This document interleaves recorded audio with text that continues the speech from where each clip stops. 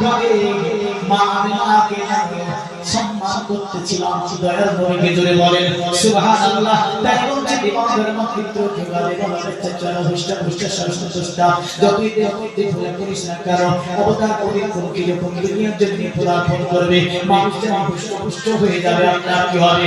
যারা পশুগুলো দুর্বল সাব্বাল হয়ে যাবে, যার জীবনে ফল দিতে পারেনি ফল ফুটে যাবে, যে ফুল হয়নি হবে ফুল হয়ে যাবে, যে মরুভূমিতে জীবনে সবচেয়ে ঘাস দিতে পারেনি ওই মরুভূমিতে ঘাস বেরিয়ে যাবে। যে বলেন সুবহানাল্লাহ সুবহানাল্লাহ। প্রশংসা করেছে জায়গা জায়গা জায়গা জায়গা জায়গা জায়গা। আমরা মুসলমান আল্লাহর কোরআন তাই বলছে ইয়া আইয়ুহাল্লাযীনা আমানু তানিবু বিল্লাহি ওয়া রাসূলিহি ইযা দাআকুম। এই পৃথিবীর ইমানদাররা যখন তোমাদেরকে আল্লাহ আল্লাহর রাসূলের তরফ থেকে ডাক দেওয়া হবে